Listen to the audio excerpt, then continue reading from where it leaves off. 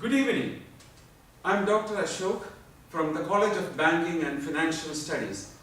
I am here today to present my paper, Competence in Language Teaching and Learning. First of all, thank you all very much for coming in. I am extremely sorry I could not be here personally. I am thankful for the conference authorities for permitting me to present this paper in video. Thank you all for coming in. Now, competence in language teaching and learning is something which we strive for every single day we enter the classes. We always come across situations where our lessons do not seem to be as effective as we intended to be due to different reasons. When we come out of class and we think, today I have delivered a lesson, that is a very satisfying experience, as all of you will agree with me. So let us go in and see what constitutes an effective communication.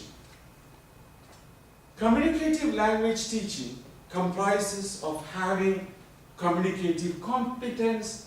It is the ability to learn through use, developing fluency and accuracy, and all in all, having an authentic, meaningful competence to deliver or to impart what we came to the class to do.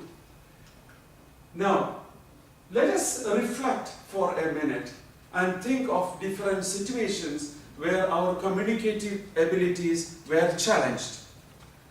Have we come across a situation where we were misunderstood by the students?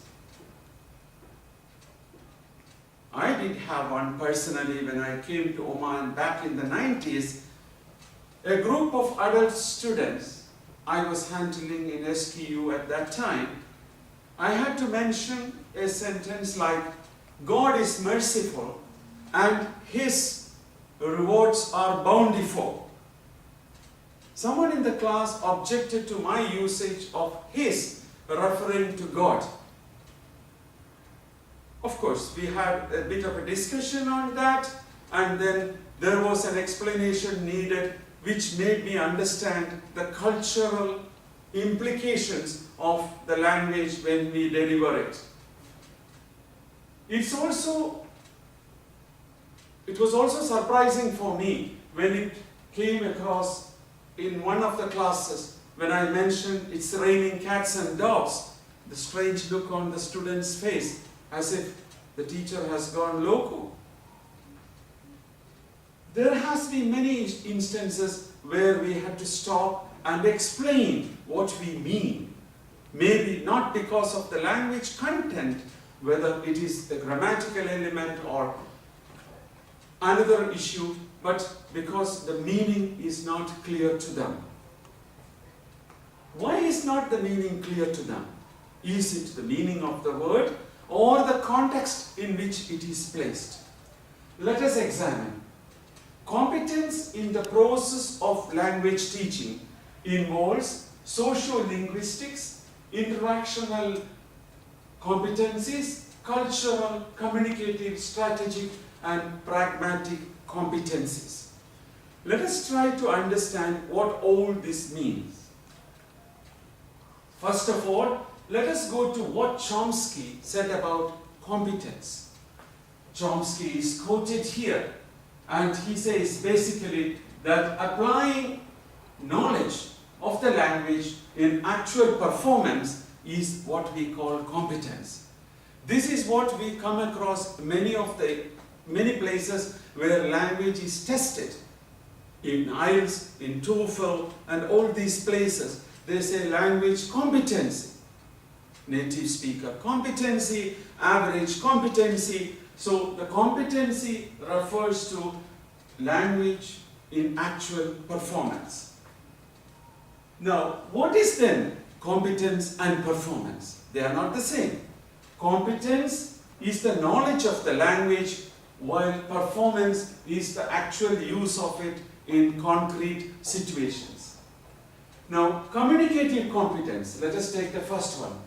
basically means knowing a partially pre-assembled elements of language, formulate frameworks, rules about it, wherever rules are to be used, making adjustments for it.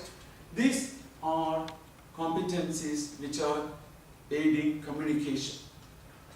Strategic competence is having this knowledge and delivering it, using it. The ability to use this knowledge effectively is strategic competence. Going on, socio-linguistic competence is ability to use this effectively in a socially meaningful situation where the speaker decides the appropriate social meaning for communication and delivers it according to that. Then, interactional competition, adjusting the speech so that there is intended effect on the listener. When we are angry, when we want to make a request, all these are elements of this. So, what is the effect of that? When we work in a team, maybe sometimes we have to be decisive, or sometimes we have to be considerate. So, do we convey that, or do the students learn to do that? Cultural competence is what I had mentioned earlier, is the ability to communicate to the members of a community and make them understand, or let them understand. There is always a wider question in this. People ask whether it is the listener who has to adjust to, or the speaker who has to adjust to. In an actual conversation, I believe that the listener and the speaker are equally liable to be responsible or liable to be communicative. That means the listener has to understand the speaker culturally, the speaker has to understand the listener culturally. But in a classroom where we are providing the knowledge, I believe that the onus is on us to understand the student culturally, the learner culturally. Okay, let us continue on and come to what our study is about. It's about pragmatic competence. So it is the ability to comprehend, then to construct and convey meanings that are accurate and appropriate for social and cultural circumstances in which the communication happens. So it encompasses everything. So pragmatism is understanding all this knowledge and how to use it depending on what? The environment, the culture, the people who are listening to all this, and then communicate it effectively. It can be said that pragmatic competence is the whole sum of all the competencies. Chomsky said on pragmatics that it is related to knowledge of language and related to the situation in which it is used. He says, competence places language in institutional setting of its use, relating intentions and purposes to the linguistic meanings at hand. That is what Chomsky has said. Now, pragmatics is not linguistics. Please understand that. When we talk about pragmatics, it is not talking about linguistics at all. Let us take an example. If someone asks, can you lift that box? Or someone asks you, did you understand what you mean by can you lift that box? Grammatically, perfect. Absolutely nothing wrong with it. But does the speaker want to discover how strong you are? Is it a question? Or does he want to know whether you are able to help him to lift that box? Is it a request? So it depends. Normally when we teach students, we understand that the students gain a lot from the body language, the intonation, etc. So that is why we don't have the question mark in speaking or exclamation mark in speaking. We convey it. Now, do we convey it in a way that the student understands the context? what the teacher is asking about. So we can say that this student or this one who understands can you lift that box may have grammatical competence but does not have pragmatic competence if it does not understand whether the teacher wants to test how strong the learner is or the teacher is telling a request. You will remember that old novel in the 80s, vintage stuff written by Sharp, in which the headmaster catches a student who has not been particularly good at his studies and tells him that it is high time that you turn a new leaf. So what happens? The student immediately runs to the garden and starts turning every leaf in the garden the other way around, where the headmaster meant a totally different thing. Why teach pragmatics in classes? Why do we have to teach that? It facilitates the learner's sense of finding socially appropriate language. He becomes familiar with pragmatic devices and practices in the target language and maintains a conversation. This is extremely important. When a language is put in a context, it gives life to the language. Knowing about a language makes the language use correct, but it may not create the appropriacy for that language. Most of the books that we deal with, I will come to that in the presentation later, deals with the language in fixed situations, which may not add life to the language as far as the learner is concerned. Okay, let us go ahead. What is the role of pragmatic competence in the process of teaching? In one sentence, I can quote Dewey and say, we never learn from experience. We learn from reflecting on the experience. We always say that experience is a great teacher, but I believe that it is thinking about the experience, reflecting on it. For example, a driver went through an accident and he came out, but he will learn from that when he reflects. What did he do? Why did it happen? What was my state of mind? So reflecting on that will make him learn from that.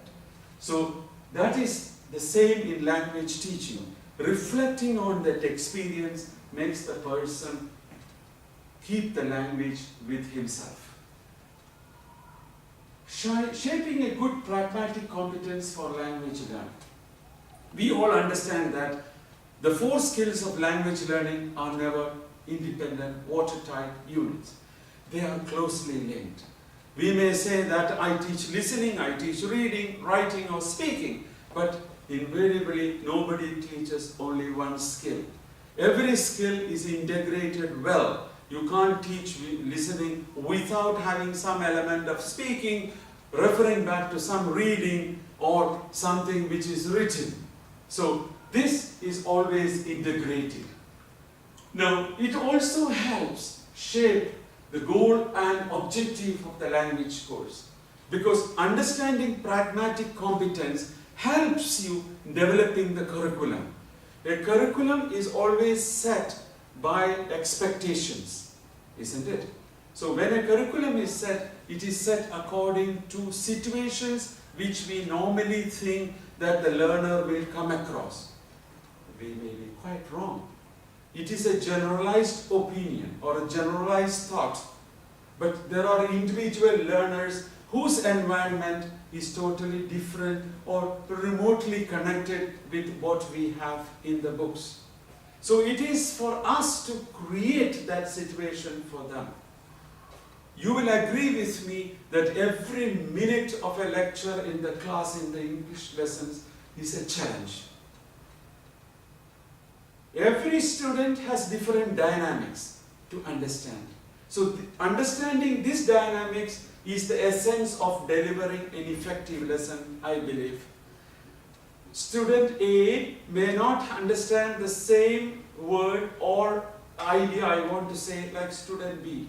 Not due to difference in the ability to understand the language, but the ability to place the language in a situation where I am explaining it.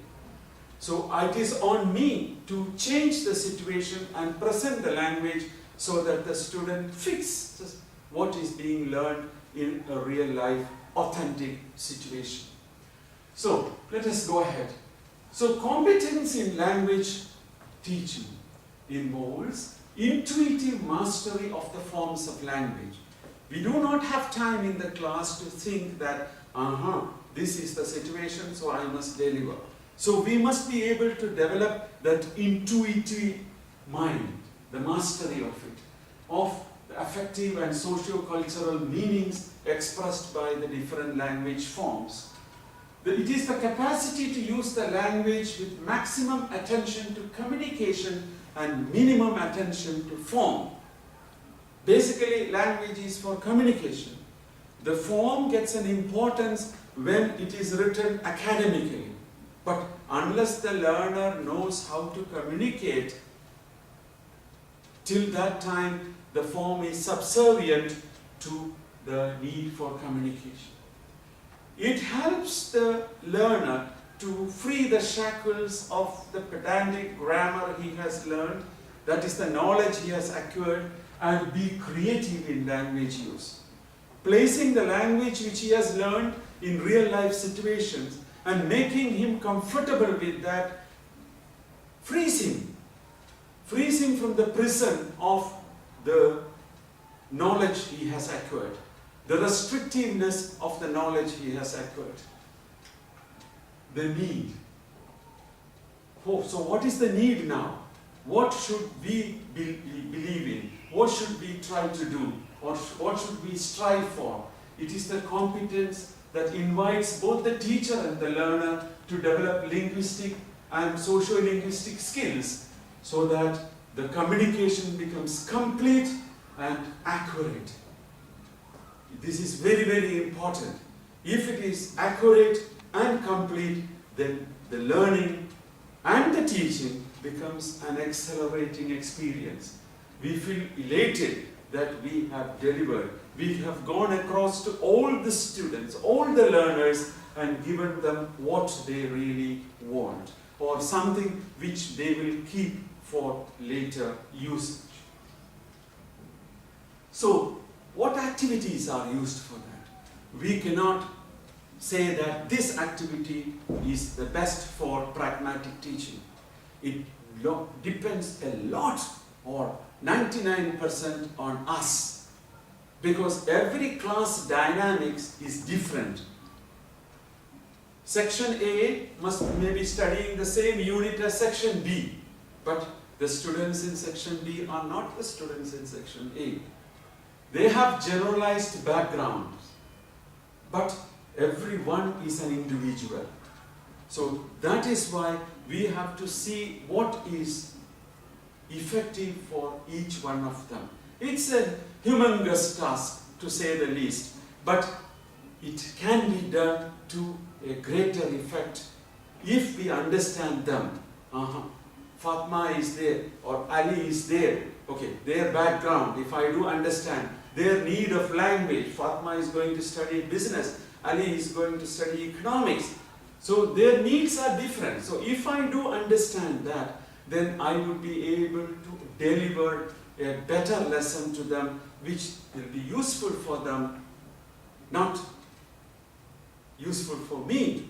The useful for me will be the satisfaction for it, but more useful for them in life. So let me conclude my presentation. Let us see the application of different teaching and learning activities to help students more effective is what we mean by pragmatic teaching. It develops the effectiveness of the use of language, helps fluency and successive communicators in language, target language.